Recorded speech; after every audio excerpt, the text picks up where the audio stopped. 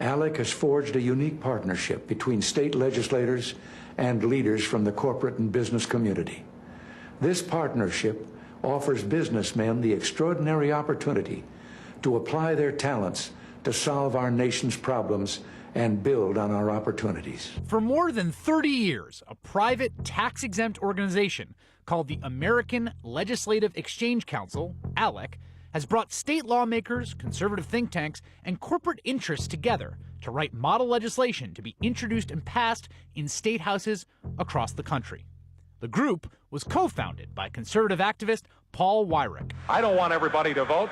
As a matter of fact, our leverage in the elections quite candidly goes up as the voting populace goes down. ALEC counts nearly 2,000 state lawmakers as members, nearly all of them Republicans, along with hundreds of corporate and private interests, among them AT&T, ExxonMobil, Pfizer, and Comcast, the parent company of MSNBC. I've been privileged to work with ALEC in the federal government. I've been privileged to work with ALEC when I was back in Texas at the Texas Public Policy Foundation, leading the 10th Amendment Center, and I am proud to stand with ALEC today.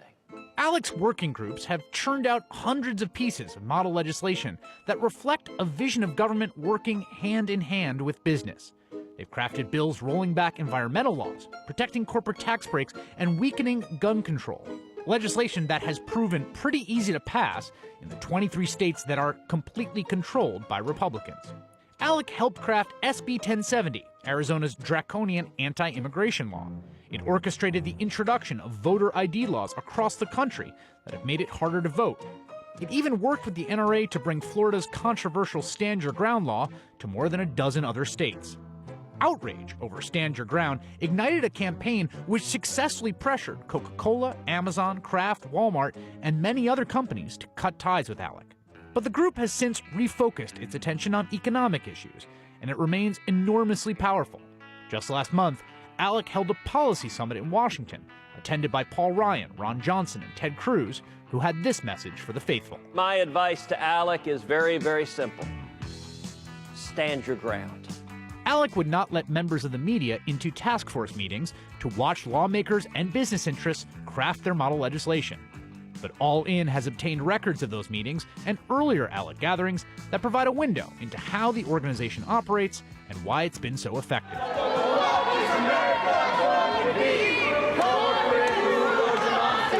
Some of what we reviewed has already been put online by ALEC, which posted much of its model legislation last year after leaks and outside pressure. Last year, for example, ALEC considered a model bill that would allow state legislatures to place candidates directly on the ballot, next to the candidates nominated by the parties, in order to chip away at the direct election of senators enshrined in the 17th Amendment. Another piece of model legislation, the Civil Rights Act, eliminates affirmative action programs, while the Climate Accountability Act requires regular state audits that can be used to defund efforts to reduce greenhouse gas emissions.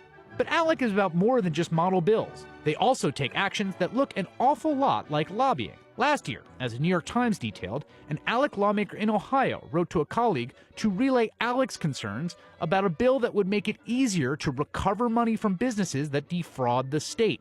The bill was reworked to address ALEC's concerns. Unreleased documents reviewed by All In paint a portrait of an organization in which industry and government are in near complete harmony, one that enshrines that relationship by requiring that its task forces are chaired by at least one representative from the business community and one from government. Here's Michael Watley of the Consumer Energy Alliance, an industry group, telling lawmakers to, quote, put an op-ed in any paper in your district talking about the positive values of the Keystone XL pipeline, a controversial project that would transport crude oil south from Canada. The idea was to create a groundswell of support for Keystone XL at the local level that appeared to be organic. Watley had a supportive audience. Documents show Representative Ken Ivory of Utah asking him just how patient Canada will be as America struggles to come to understand that, quote, energy is essential to life. It's just one small exchange, but it reflects the bigger picture that emerges in these documents. The key to ALEC's success, its killer app, is that it makes the lives of harried state lawmakers much, much easier. They don't have to wonder what their corporate donors want. Industry representatives are happy to tell them. They don't have to worry about drafting carefully worded legislation that will satisfy their base. ALEC is happy to hand it over. All lawmakers have to do is fill in the blanks. And if they aren't sure how to vote on some obscure issue, they can simply check with ALEC.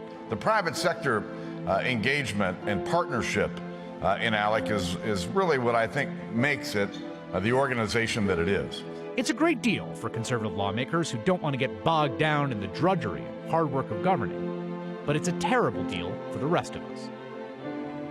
We reached out to ALEC to see if someone from the group wanted to come on the show tonight. They turned us down. But ahead, we have a state senator who was a member of ALEC but left the organization, and someone who's been tracking the group and understands exactly how it gets things done. Stick around.